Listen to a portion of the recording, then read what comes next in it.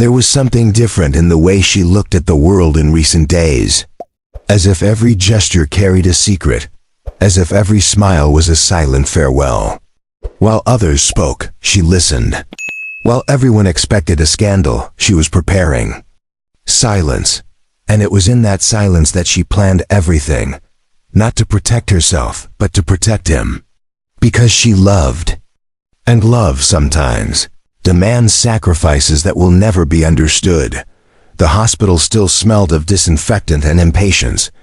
People coming and going, carrying lives, pain, diagnoses. But that day, time felt suspended. The admission form was filled out with trembling hands but determined eyes. There was no hesitation, no room for doubt. She knew exactly what she had to do, even if it cost her everything she had dreamed for herself, that no one saw when she closed her eyes and pretended to be in pain. No one realized her crying wasn't from physical distress, but from emotional farewell. When taken to the room, she asked to keep the lights off. The nurse thought it was sensitivity, but it was simply the desire not to be seen. Not in that state. Not while carrying a guilt heavier than her belly. Outside he waited anxiously, unaware that he wasn't waiting for good news, but for a lie.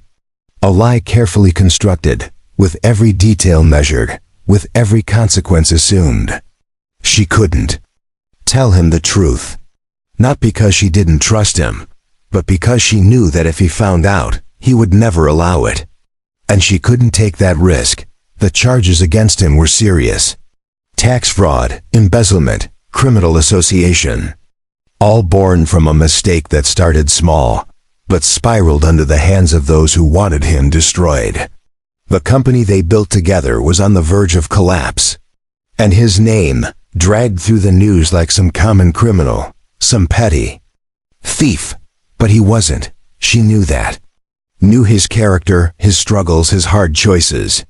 Knew about the sleepless nights trying to save contracts, the tears swallowed to keep from falling apart.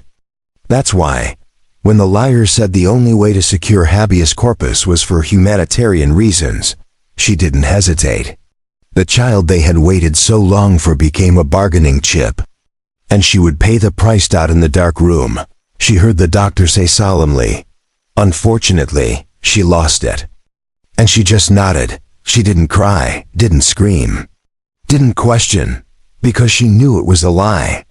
Because she had asked for it. Because only she knew what was at stake. And in that moment, she also knew there was no turning back. The truth was buried with the baby who never died. He rushed into the room in despair.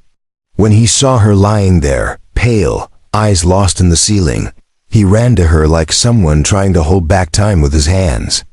He touched her face, kissed her hands, said he was sorry. And she just smiled. A smile he didn't understand. A smile that said, "You're free." But he thought it was pain. And blamed himself even more. In the following days, he tried to be strong for her. Took care of her with love, made soup, avoided talking about the future, thought it was what she needed. But she could barely look at him. Not out of lack of love, but because of too much of it. What she did couldn't be revealed. Because if he knew, everything would collapse, so she chose silence. Even if that silence was destroying her inside. At the company, rumors began to fade. The pretrial detention was lifted.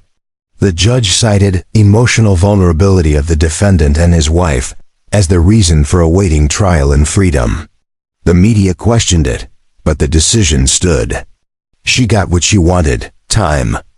And time, for those who love, is always the chance for a new beginning. She returned home days later. Her eyes more sunken, her body lighter, but her soul heavier than ever. The baby's room was still set up. He wanted to clear it all, but she asked to keep it, said she needed time. He thought it was to cope with grief. But in truth, it was because she didn't know how to destroy something that, in secret, still existed. She hid letters in drawers, wrote to the child as if he were somewhere, said that one day he would understand, that she loved him but had to choose, and that her choice was to save the life of the one who would bring him into the world. Because if the father were in prison, what kind of world would be left for him? The months dragged like chains. Every encounter with her husband was a reminder of the lie. Every sweet glance from him was a knife, because he didn't know. And she no longer knew if it was love or cowardice. Sometimes she wanted to tell him. Other times she thought about disappearing. But every time she looked at the photo of the two of them on the shelf, she chose to stay. The physical pain ceased, but the emotional one never gave her a break. She began having insomnia. Talked to herself, stopped eating. The husband thought it was grief-induced depression. He sought therapists, looked for help. But no one could reach what was inside her, because the pain she carried had no name. It had purpose. And that made everything more cruel. One night, he entered the room and found her holding an ultrasound. It was old, from the beginning of the pregnancy.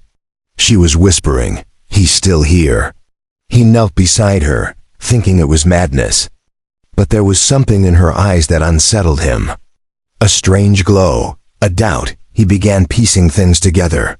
Asked the doctor, investigated dates, read the reports. And then he realized some things didn't add up. He called the hospital. A longtime staff member confirmed there had been a confidential request, an unusual internal protocol, something off. And in that moment, he knew the loss wasn't real. The pain was something else. She found him in the living room holding the medical certificate. She said nothing, neither did he. He just looked at her with the eyes of someone who had been saved by a sacrifice he would never have allowed. And she cried. For the first time in months, she cried in front of him, because now he knew. And even so, he didn't hate her. The silence that followed was no longer heavy, it was light. It was comforting. He came closer, held her and said, "You did this for me?" And she replied with a sigh, "I did this for us." It was then that he realized he had lost much more than a child. He had lost the right to protect her. And she, out of love, had protected them both. The household routine had changed since the incident. There was less music, fewer conversations, fewer sounds of affection that used to fill the spaces of the living room and kitchen. Every detail seemed to carry an absence, one less plate. On the table, a chair no one pulled out anymore, a drawer that stayed closed.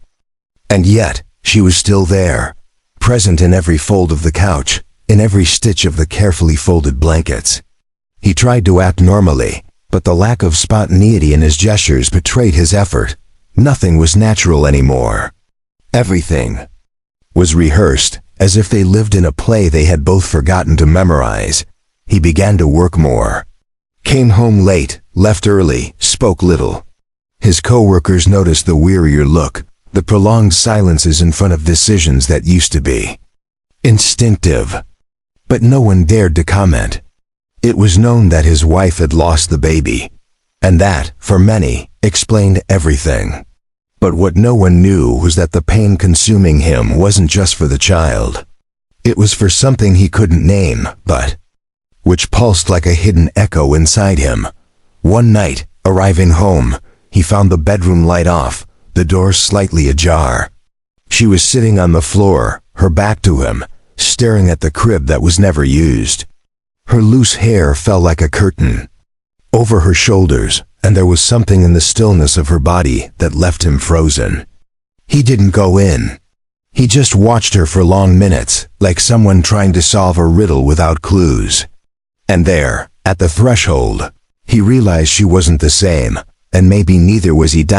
She stood without saying a word, went to the kitchen, got a glass of water, and drank it in silence.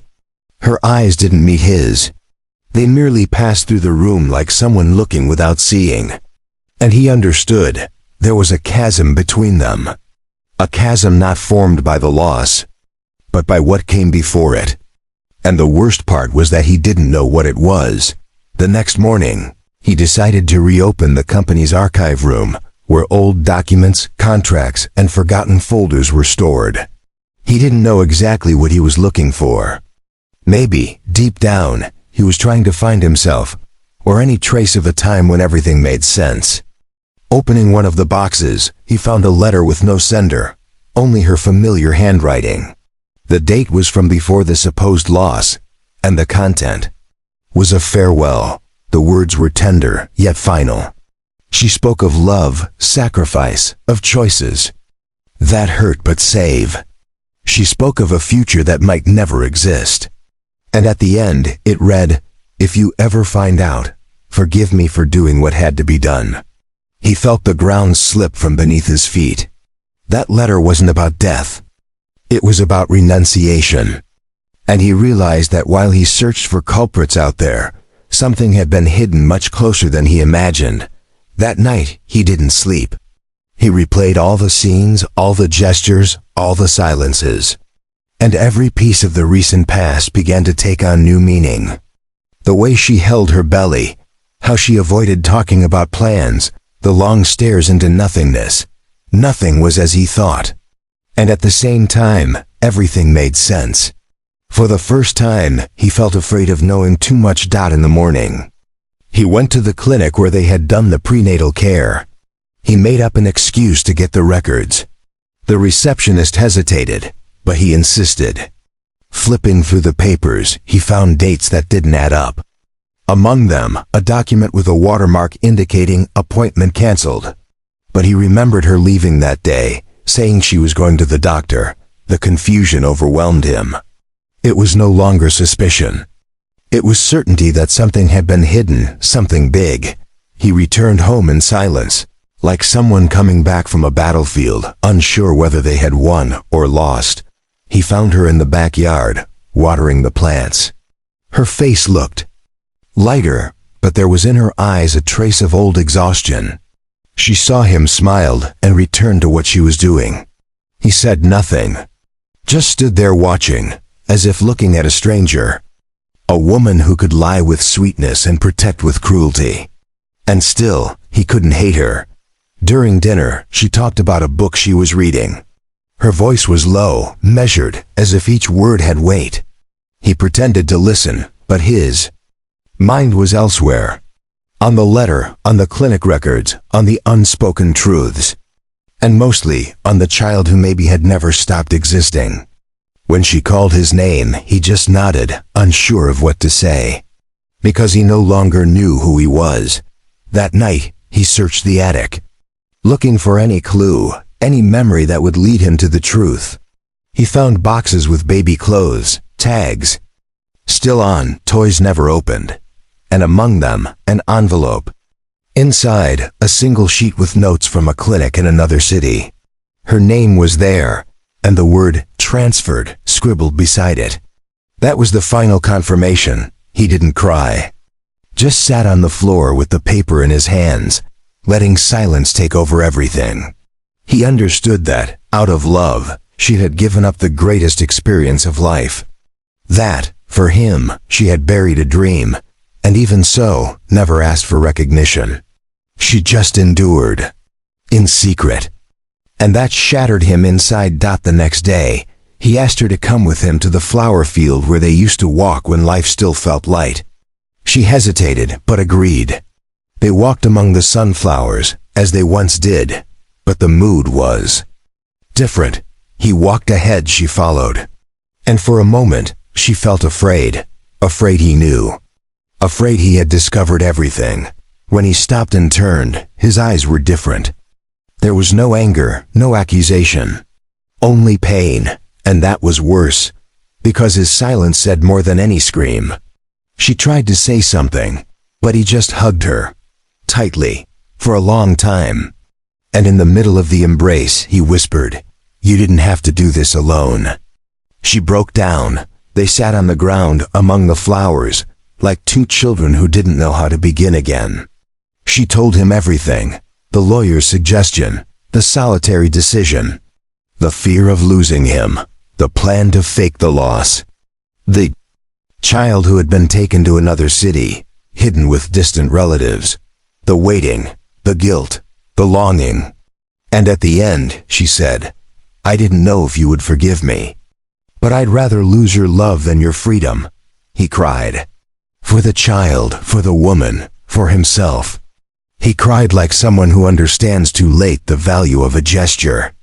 And in that crying, they sealed a new truth. She wasn't the villain. She was the bridge. The one who held the world in her hands, while everyone left her alone.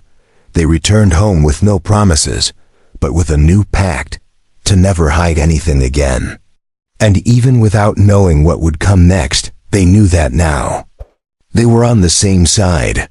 For the first time in a long time. The first decision after the revelation was to tell no one. Not friends, not family, not colleagues. They kept the reunion as a sacred secret, not out of fear, but out of respect. They didn't know how to explain it, much less how to handle the questions that would come.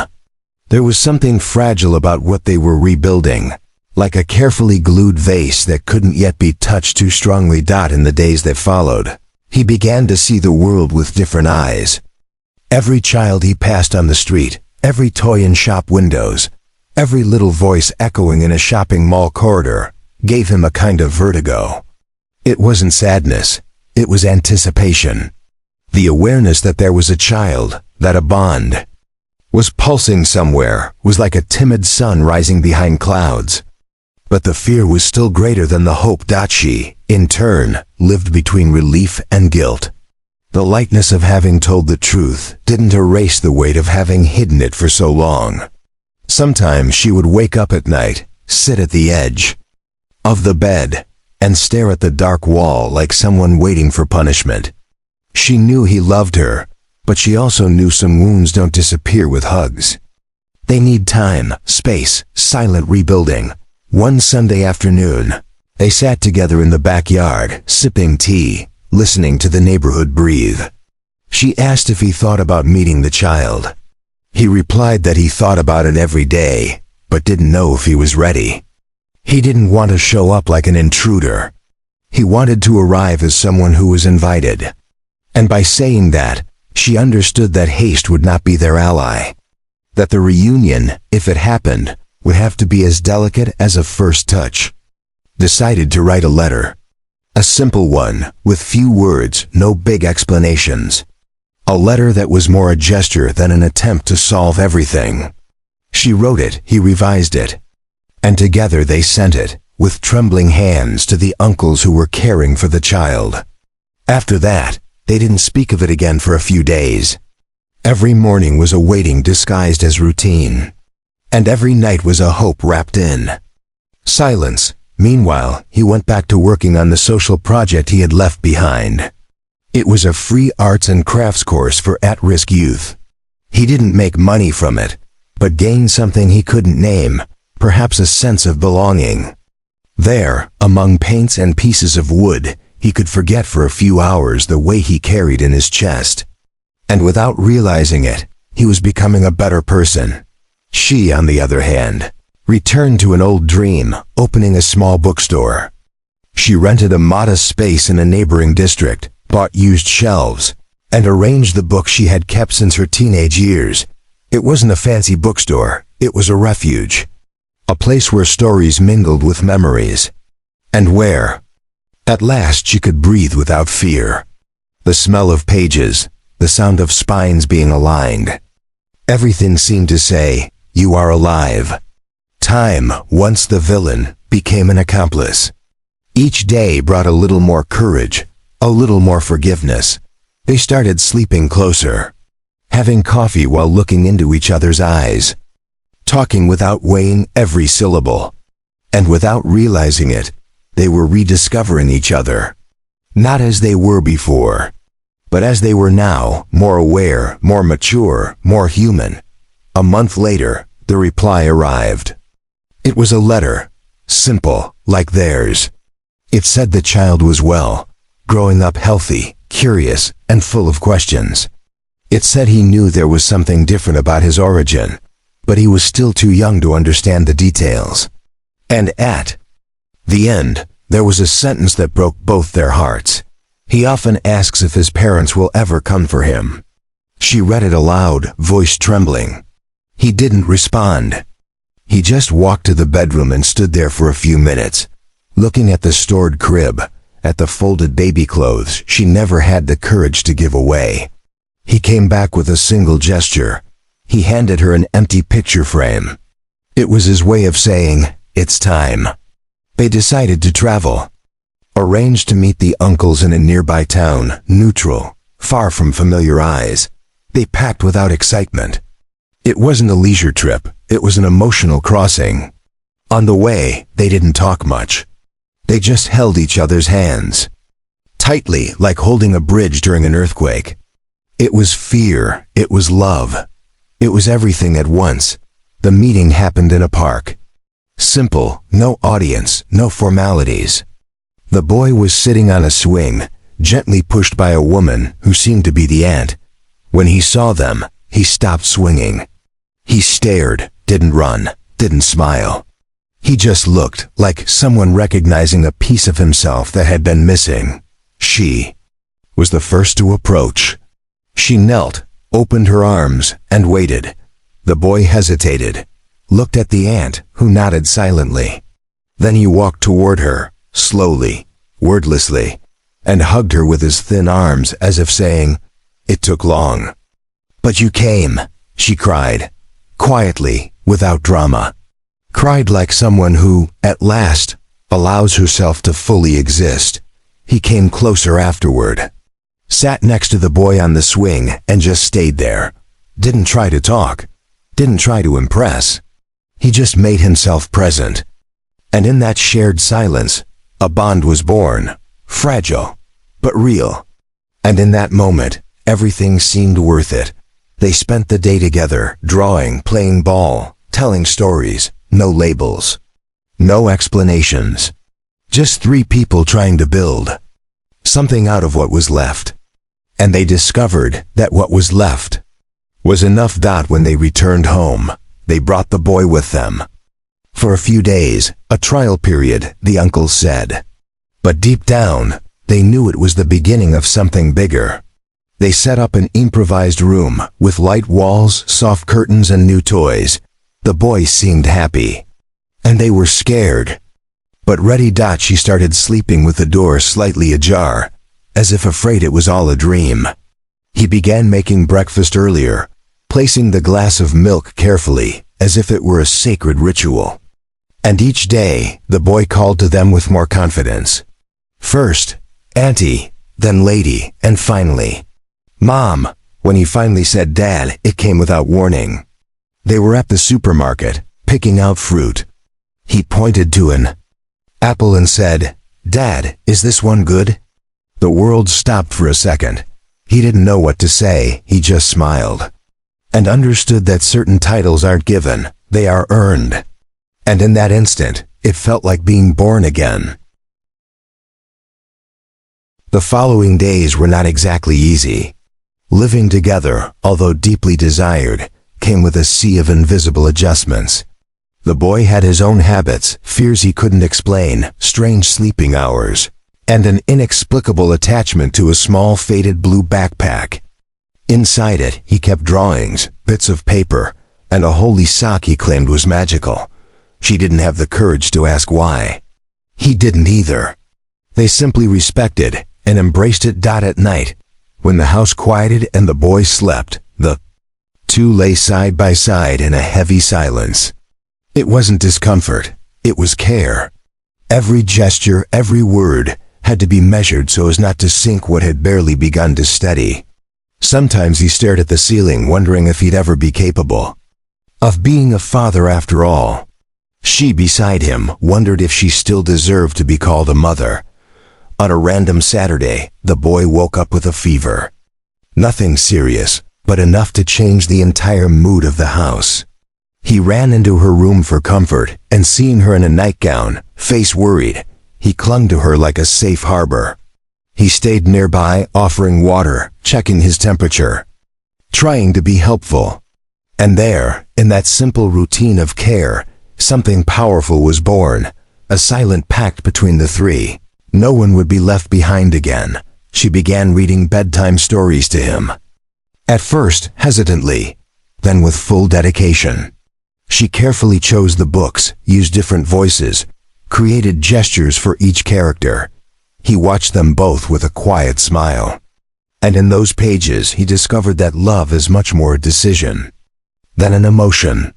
The boy, in turn, began to draw them often, him, her, and himself, always holding hands.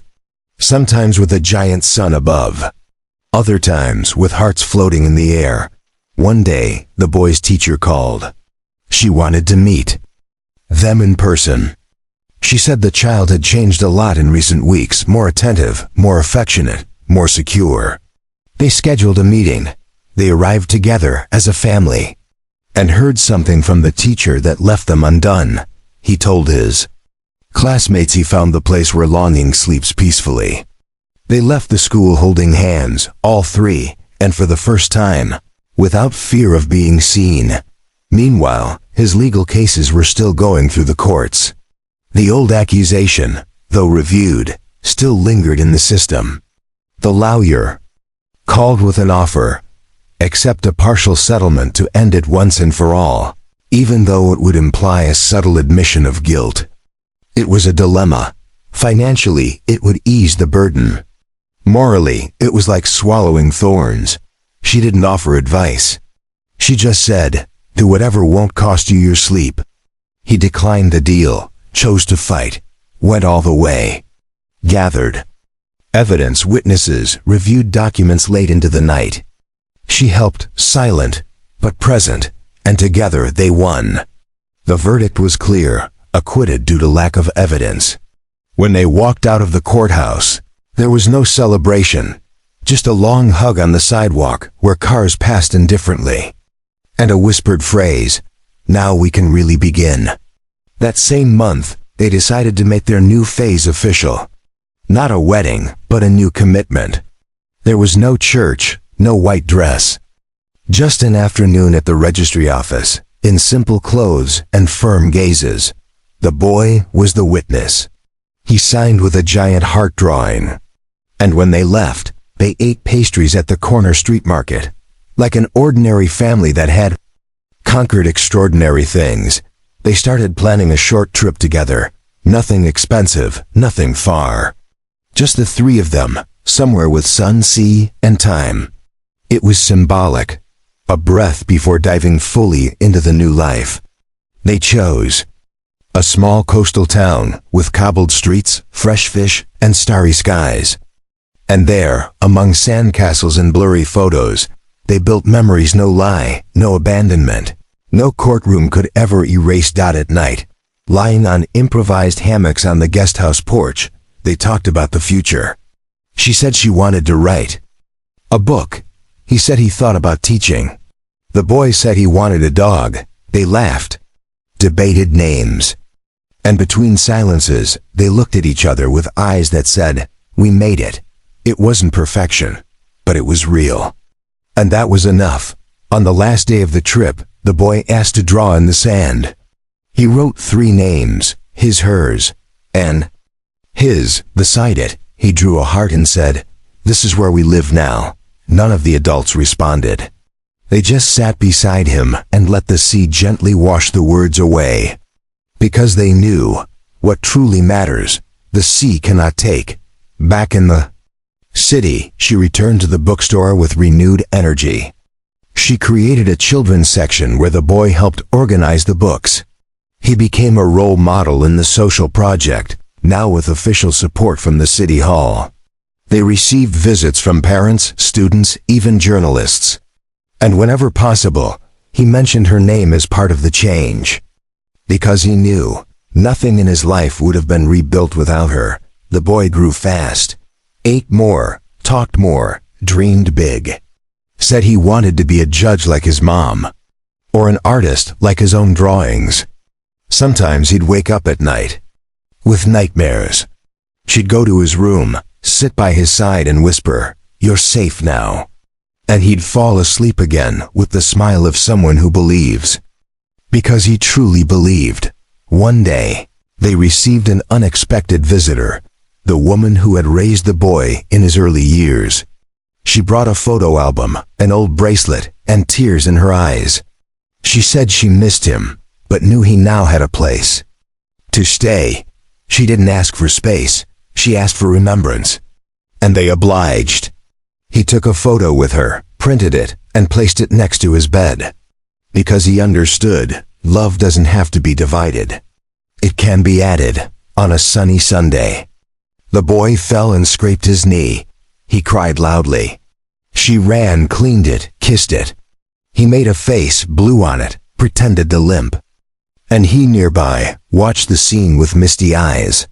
It wasn't just a knee. It was an entire universe being cared for. And he understood. You don't need blood to be a father. You need courage to stay. The house was full of marks now. Scribbles. On the wall, toys on the floor, clothes hung in odd places. But every mark was a medal. Every mess, a sign that life had started pulsing again. And every night, when the lights went out, she would whisper, "Thank you for staying." And he would always reply, "Thank you for forgiving me." Time, when observed closely, doesn't correct mistakes. But it does reveal how far we've come, even with our wounds still open. And it was on one of those ordinary days when mornings begin without promise that she found an envelope hidden between the pages of an old recipe notebook. She recognized his handwriting, but she also recognized the silence in that letter. It was dated 5 years earlier. Before everything fell apart, she sat at the table carefully, as if afraid of breaking the moment. Nearby, the boy played with small colorful blocks, unaware of the past breathing around him. She opened the envelope with steady hands. She read. Slowly. Every word seemed to be written with regret and urgency. He had tried to tell her everything, had tried to come back, but found no courage, no right time. The letter had been forgotten. Just like them, she placed the paper in a drawer. Not out of resentment, but out of respect. Because she understood that some answers arrive late on purpose. Not to change the ending, but to remind us that sometimes silence is also a way of saying, "I tried, and that was enough." The story they now lived no longer needed bridges to the past. It had roots in the present. One day, while the boy slept in the living room with his face turned to the window, he called her into the bedroom. His eyes were teary. In his hands, a small box wrapped in plain paper. He said he had kept it since the trial, but never had the courage to give it to her. It was a hospital bracelet, engraved with a name and an estimated birth date. It was the baby who never existed. And yet, it was what held everything together. She touched the item gently, said nothing, but cried. Not out of pain, but reverence. Because in that small gesture was everything he hadn't been able to say for years. He, in turn, knelt before her. Not as an apology, but as someone who finally understands that some truths can only stand when we admit we were too weak to see them before. That night, they slept in each other's arms, like they hadn't done in a long time. And when they woke up, they both knew something had changed. It was no longer about forgiveness. It was about liberation. The past had finally grown quiet. Months later, they decided to move. Not to run away, but to start over. They chose a quieter neighborhood with old trees and kind neighbors. The boy got a new room, painted light blue with stars on the ceiling. She built a small hanging garden on the porch. He turned the garage into a workshop. Each found new space. Within that home. One Sunday, they visited their old house. It was empty, about to be demolished. They entered together. The floor still echoed. The walls seemed to tell stories. The room where it all happened, now dusty, still carried the memory of absence. The crib never assembled. The door never opened, but there was no pain. Only respect. And one final goodbye. On the way out, the boy found a shiny little rock on the ground. He picked it up, looked at it and said, "I'll keep it forever." They didn't know if it was because he thought it was pretty or by intuition, but they let him. Because they knew. Children feel things adults try to forget. Back at the new house, life took shape. The days were simple, but whole. They woke too. The smell of coffee. Slept to the sound of muffled laughter. It wasn't a fairy tale, but it was real. And that mattered more. One day, they were invited to give an interview about family rebuilding. They declined. They didn't want spotlights. They preferred the in-between lines. The boy, however, told his school that his parents were magicians because they turned pain into home. The teacher laughed, but understood. She began writing again, not about the past, but about what she learned by surviving. And in one of her texts, she left a line highlighted, "Love is what remains when everything else fails." He read it in silence, then taped it to his office wall. And every time a day felt heavy, he looked at it and breathed. One day, in a conversation with neighbors, someone asked if they had been married for a long time. They laughed, said yes. But between the lines they meant, we are married to the present. Because the past was too heavy to explain in one sentence. Years went by, the boy grew up. Started writing too. And in one of his school essays, he described his mother as the woman who taught me that courage lives where pain used to sleep. She read it in secret, tears in her eyes, and never told him she saw it. Time was kind. It didn't erase the scars, but it embroidered flowers around them. He stayed by her side. She stayed by his. And the boy, in the center, was the bridge that never broke. One late afternoon, the three were walking through a park. An old man watched them carefully. At one point, he approached and said, "You all look happy." They smiled, but didn't reply, because happiness for them was silenced. At home, she picked up an old photograph. It was worn, but still visible. It was from the wedding day that never happened. She stared for a while, then placed it in an envelope and wrote, "Thank you for not working out." She buried it in the garden and never spoke of it again. Later, the boy wrote a note and stuck it to the fridge. The best lie is the one that protects.